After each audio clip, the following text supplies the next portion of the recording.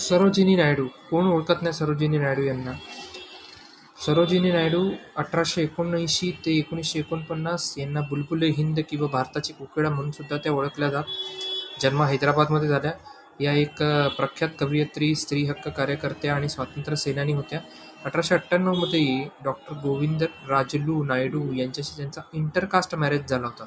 तो त्या काळी सुद्धा अतिशय दुर्मिळ होता. काँग्रेसच्या पहिल्या महिला अध्यक्ष होत्या. गांधीजींशी निकटचे आणि मैत्रीपूर्ण संबंध होते. काँग्रेसचं पहिलं सेशन काँग्रेसचं एक सेशन झालं होतं 1925 कानपूर सेशन. तर कानपूर सेशनमध्ये ह्या महिला first Indian female president of INC म्हणून त्या सिलेक्ट झाल्या होत्या. ठीक आहे, म्हणजे त्यांची निवड करण्यात आली होती. त्या जोडीला यांच्यासाठी एक सगळ्यात महत्त्वाची गोष्ट म्हणजे भारताच्या पहिल्या महिला राज्यपाल, first female governor of India is Sarojini Naidu. 1948-49च्या सुमारास त्या भारताच्या पहिल्या महिला गव्हर्नरसुद्धा झाल्या होत्या.